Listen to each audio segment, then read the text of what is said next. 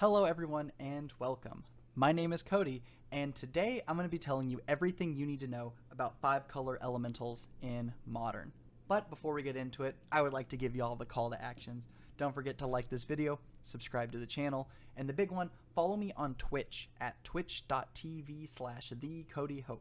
I play 5-color elementals at least once a week, so if you would like to see the deck in action, ask me questions, see gameplay, things like that, be sure to give me a follow over there so you can see me when I go live. So Elementals is a deck that's been around in Modern for a couple of years now, but it really hasn't seen Tier 1 success until recently, with the release of these Evoke Elementals out of Modern Horizons 2. So I would like to share a couple lists with y'all today. There's really about 3 to 4 lists that are running around. They're all different and unique in their own ways. So I would like to do that, give you a rundown of each list for those of you looking to get into the deck for the first time, or those of you having trouble deciding on what specific list you're going to be playing. So let's start with the big one here. The big one that we're going to be going over is why this deck has exploded in popularity. And the reason for that is we have these Evoke Elementals out of Modern Horizons 2. We have Solitude, Fury, Subtlety, Endurance, and we also have Grief. They all can be evoked by exiling a card from your hand that is the same color, so white for Solitude, red for Fury, etc. And they all have a very powerful enter the battlefield effect. That, in combination with cards like Risen Reef and Ephemerate, have made the deck super powerful, being able to do powerful effects early on in ways that is making our opponent struggle to keep up with, as well as putting us like super far ahead in the early game, as well as getting us card advantage as well. So like there's a lot going on here. And so let's talk about these interactions first. So Ephemerate is 1 white, exile target creature you control, return it to the battlefield under its owner's control. So it immediately blinks a thing, and also has rebound. So if you cast it from your hand, you exile it when it resolves, and at the beginning of your next upkeep, you get to cast it from exile without paying its mana cost. So you get to double blink something for 1 white mana. And the way that works with the Evoke Elementals is when you evoke it, when you cast it for its evoke cost, when it enters the battlefield, an ability triggers that says sacrifice this creature. In response to that trigger, you can cast Ephemerate.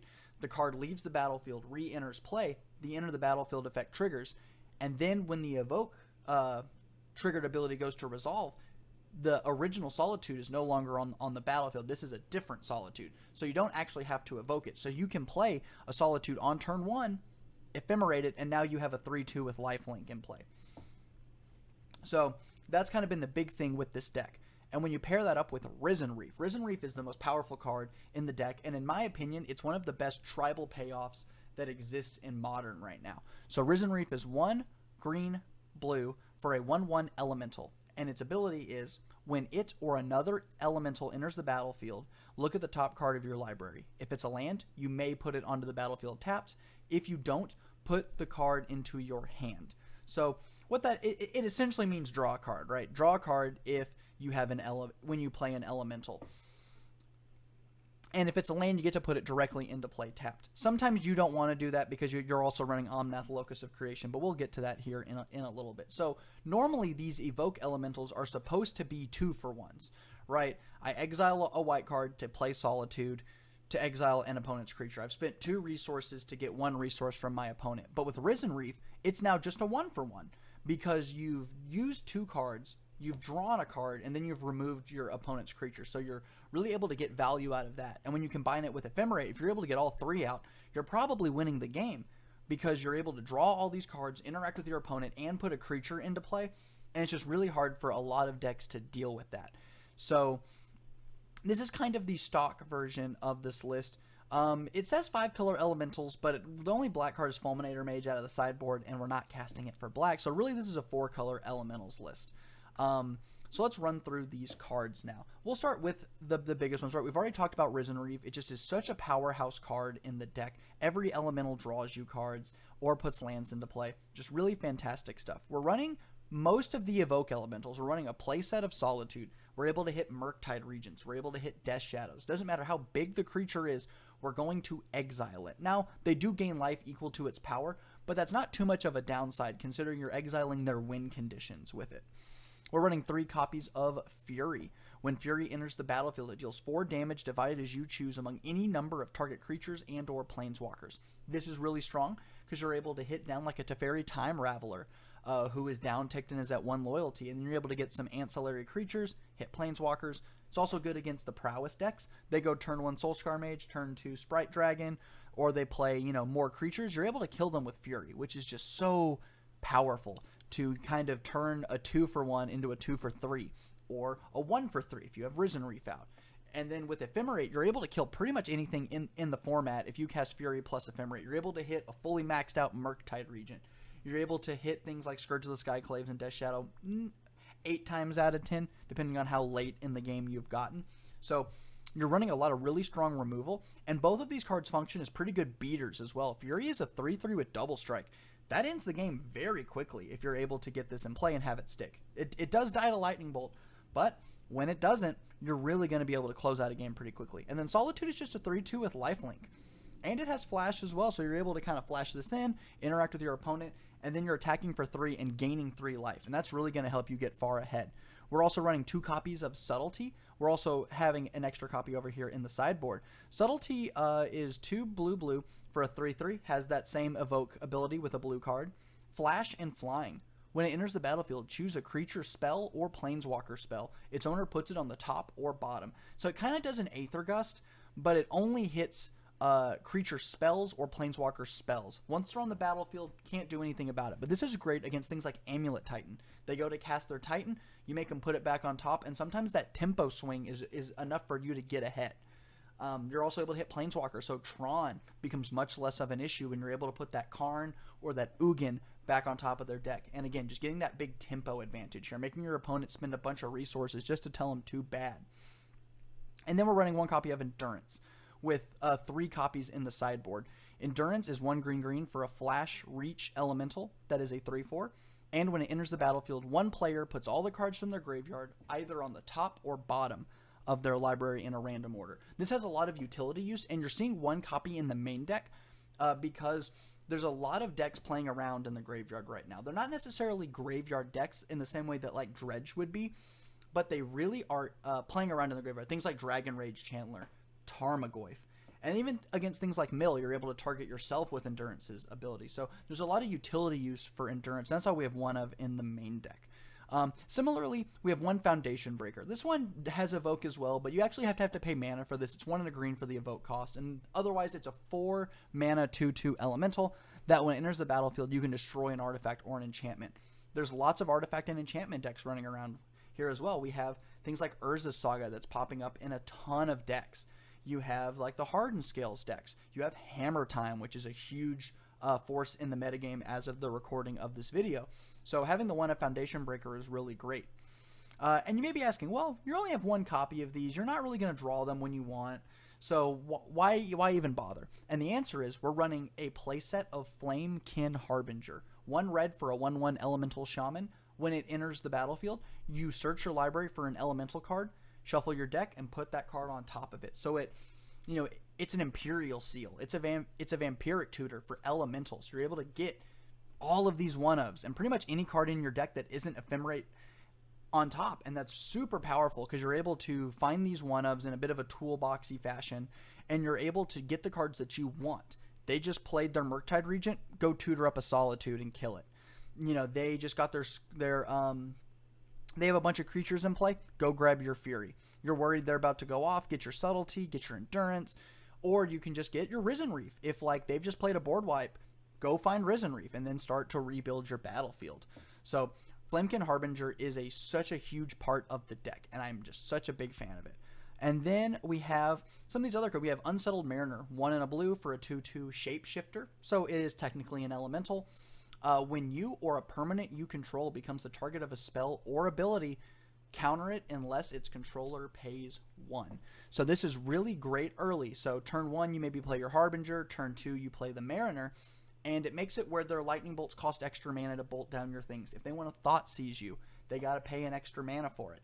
And that is where this card gets a lot of people. It really gotchas them because they're not really thinking about that it is you and all permanents. So you'll see them go to Field of Ruin, one of your important lands, and you may counter the ability because because they don't have the one extra mana. I've countered many a Mishra's Bauble with Unsettled Mariner because it targets. You look at the top card of target player's library. They target you with it on turn 1 after they've played their 1-drop. You're countering the spell, and they don't get to draw the card. So Mariner is very, very strong. You're able to get people, and it just slows down those really aggressive decks. We also have a copy of Voice of Resurgence. 1 green, 1 white for a 2/2 elemental. When it dies, or when an opponent casts a spell during your turn, create a green and white elemental token that has power and toughness equal to the number of creatures you control. So this, again, really great against those decks that are trying to interact, things like control, and it allows things like Risen Reef to automatically happen, right? So you play your Risen Reef, and they go to bolt it, Voice is going to trigger. You're going to get an elemental. That triggers Risen Reef. You're going to draw a bunch of cards. Really good at protecting some of your things, incentivizing your opponent to play at sorcery speed. Voice of Resurgence also has a lot of utility against Ragavan as well, because this card trades with Ragavan and then leaves a token behind. So if they want to get in, like if you're on the play and you go turn 2 Voice after they played Ragavan, they're going to have to commit a removal spell to Voice and a removal spell to the token if they want to get in damage. So really good against those types of matchups. We've been over some of these cards, and then the other big card, Omnath, Locus of Creation. So we all know this card, banned in Standard, has a lot of abilities on it. When it ETBs, you draw a card, and then it has 3 different landfalls ability. The first time it triggers during your turn, you gain 4 life. The second time, you make red, green, white, blue. And then third time, you deal 4 damage to each opponent and planeswalker you don't control. So in addition to the evoke elementals, we're really leaning into Omnath, Locus of Creation, and you'll see that in the mana base here. We're running a lot of fetch and shock lands, and with Risen Reef, you're very much able to trigger all 3 modes every single turn, which is just huge because it enables some really dirty plays where even on turn 4, you're able to play Omnath because you ramped with Risen Reef on turn 3. You play Omnath, you play your fetch land, you get 4 mana plus 1, so on turn 4 you're able to go Omnath into a Fury because you've made the mana with your fetch land, and then you're able to cast this thing for 5 mana. So Omnath is a really good card as well, helping you kind of go over the top, close out games, and just give you a ton of value. So Omnath really good for that as well. And then we're running 1 copy of Teamer Omnath, Omnath Locus of the Royal. When it enters the battlefield, deals damage to any target equal to the number of elementals you control. Kills just about any creature, or sometimes can just close out a game when you're at parity, or if you're like under an ensnaring bridge or something. And it has, whenever a land enters the battlefield under your control, put a 1/1 counter on a target elemental, and if you control 8 or more lands, draw a card. So it works out really great with Risen Reef as well, putting lands into play, making your creatures bigger, and drawing you cards on top of that, which is just super dirty. In combination with Ephemerate, sometimes you can just hit your opponent for 15. You got 5 elementals in play, hit them for 5, Ephemerate it, hit them for 5 more. On your next upkeep, Ephemerate it again, close out the game. So Omnath plus Ephemerate can be just very, very dirty. So those are kind of the pros of this deck. You get to Ephemerate your Evoke Elementals. You have Risen Reef to make up card advantage, things like that. And you also get to run Kahira as your companion. Every card in your deck is an elemental, so you get this free companion.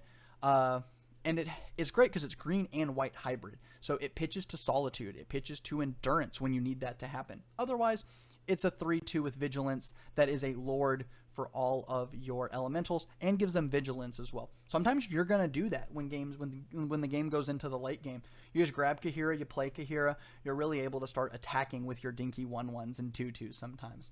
So that's really great. In terms of the mana base, 4 Cavern of Souls, that's a big one here for any tribal deck. And then you have 2 Unclaimed Territory. Everything else is a fetch land, shock lands. So that's kind of the downside to this version of the deck. You're playing a lot of fetch shock lands. And in a metagame that's really defined by Dragon Rage Channeler, Ragavan, and Murktide Regent, having this very painful mana base is not going to be doing you any favors. Omnath does help with that, but sometimes you have to be alive to get to turn 4 to make this happen. So that's kind of the big negative to the deck. In terms of the sideboard, this list is running just more copies of the Evoke Elementals, things like Endurance. You're running Fulminator Mage, another Foundation Breaker, extra copies of Celtian Fury. This one's also running Force of Vigor, but I don't want to get too much into the sideboard here. So big pros of the deck: ephemerating the Evoke Elementals, getting card advantage. Downsides of the deck: the mana base is really painful. So that's kind of your trade-off here. Now that's kind of the stock version of the list. There is a version of the list that Canister has been doing. It's mostly the same deck, although you've trimmed some of the other elementals for these control pieces. So this list reminds me a ton of the 4-color control decks that existed back when Uro was legal, right? And the decks were really leaning into Omnath, Locus of Creation in combination with Uro, and that was the win condition. So this feels a lot more like a 4-color control deck with an elemental sub-theme than it does a designated elemental deck. And you can see that for starting off here in the mana base, we've cut the unclaimed territory, and we're only running 3 Cavern of Souls. Everything else is the Fetch Shockland. We're running 4 Utopia Sprawls, and then we're running a Planeswalker package. We're doing Wrenn and 6 into Teferi. Wrenn and 6 is great with Omnath, Locus of Creation. You're able to rebuy those lands, make sure you're triggering Omnath every single turn. Teferi Time Raveler is really good just as a control piece, right? You're able to bounce problematic permanents, draw cards, shut off your opponent's instance. But Teferi is really great with these Evoke elementals, right?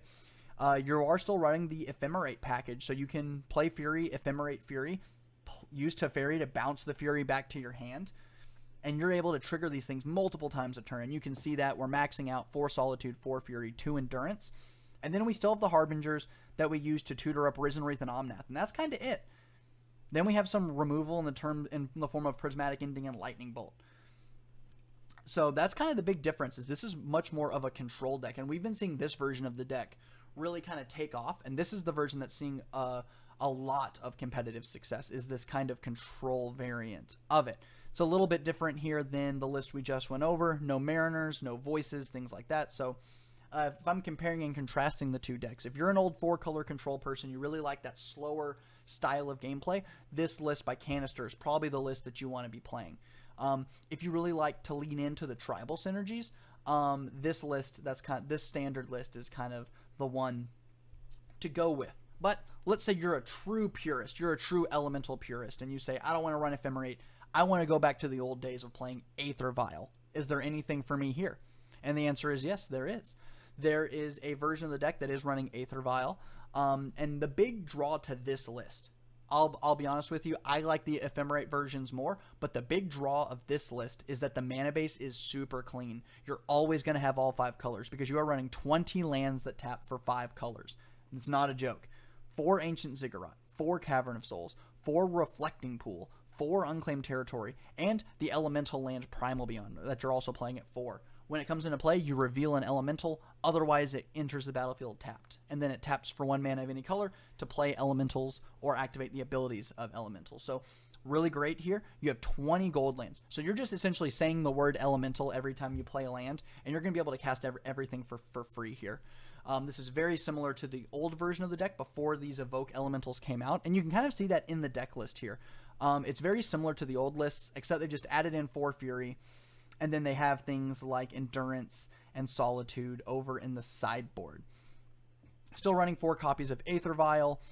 And then the big thing that this deck also adds, in addition to the very clean mana base, is the Thunderkin Awakener Lightning Skelemental package. I love Lightning Skelemental so much, so let's talk about it here. Lightning Skelemental is black, red, red for a 6/1 elemental skeleton with trample and haste. When it deals combat damage to a player, that player discards 2 cards. And then you sacrifice it at the beginning of the end step. So what Lightning Skelemental adds to the deck is that it is a huge clock. You're able to clock your opponent super fast, and you're able to end a game much quicker than those other versions of the deck did. While those other versions were more mid-rangey control decks, this is super aggressive. You're trying to end the game fast. And when you combine that with Thunderkin Awakener, 1 in a red for a 1/2, has haste. When it attacks, choose an elemental card in your graveyard that has toughness less than Thunderkin's toughness. Return it to the battlefield tapped and attacking. Sacrifice it at the beginning of the next end step. So with Thunderkin Awakener, you're able to buy back Lightning Skelementals turn after turn. And when you're hitting your opponent for 6 and making them discard 2 cards, very understated ability here, the game just kind of ends. Like, if they don't have answers to these cards, the game is over. They don't get time to leverage card advantage against you. You're really just trying to end the game on the spot here. And so that's kind of the big draw of this Aether Vial version. The Vial version is also back on Voice of Resurgence, things like that. And then you're running some of these other Evoke elementals that play really nicely with Thunderkin Awakener in the form of Spite Bellows and Shriek Maw.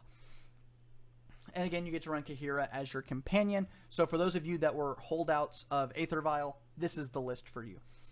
And then lastly, I want to share this list with you. I'm really excited to share this with you. This is a version of the deck that kind of combines all three of those other decks that we were looking at. And this is a list that I took to a 5-0 finish. As of yet, they haven't done the postings for that 5-0 dump, so hopefully my list gets published. But I also have a video that I just uploaded that is me going 5-0 with this list, so I will link that in the description if you want to see some gameplay of this deck. So this deck tries to combine the clean mana base of the Aether Vial version, as well as Lightning Skelemental and Thunderkin Awakener, with that big value plays of the 4-color list that's running Ephemerate. So we'll see a lot of the usual suspects here. 4 Flamekin Harbinger, 4 Risen Reef, 3 Solitude, 3 Fury. We're running 3 Omnath Locus of Creation, the 1 Omnath Locus of the Royal. And then we have that Thunderkin package, 4 Thunderkin Awakener, 4 Lightning Skelemental. Still have the 4 Ephemerate. But the big difference here is that we're also running a playset of Grief. Grief is that 5th Evoke Elemental. So if you have your playsets of all 5 Evoke Elementals, there's a deck list that you can use to play each of them in different capacities. So Grief, when it enters the battlefield, target opponent reveals their hand, you choose a non-land card from it, they discard it. And it's a 3-2 with Menace. So this card got a lot of hype when Spoiler Season was happening because of its interaction with Ephemerate. You're able to aggressively use Grief and Ephemerate to rip all the cards out of your opponent's hand. And that's why I like this version of the deck a whole lot. It's a lot more aggressive. You have Grief, Skelemental, to really just make sure the game ends. Take all their resources. Hit them for 6. Make sure they have 0 cards in hand. So really like that a lot. And then to help enable it, we have 2 copies of Horde of Notions. It's a 5-color elemental, has Vigilance, Trample, and Haste. It is a 5/5. And it has an activated ability for 5 mana. You can play target elemental card from your graveyard without paying its mana cost. So you're able to rebuy Omnath, Fury, Solitudes, every card in the deck. So typically you are just using this as an evoke card because it's all 5 colors, it pitches to Grief, Solitude, Fury, and Endurance. That's the primary function of Horde of Notions. But it is in the deck, and if you do have to play it, it's not laughable. It's not super laughable. In terms of our mana base, we're running quite a few gold lands, 4 Caverns, 4 Primal Beyond, 4 Reflecting Pool. So we're running 12 gold lands, not quite the 20 that the Aether Vial version is running, but still quite a bit. We're able to cast our spells pretty reliably. And then we have 2 Flooded Strand, 3 Windswept Heath, and those 5 fetch lands can fetch out every land in your deck.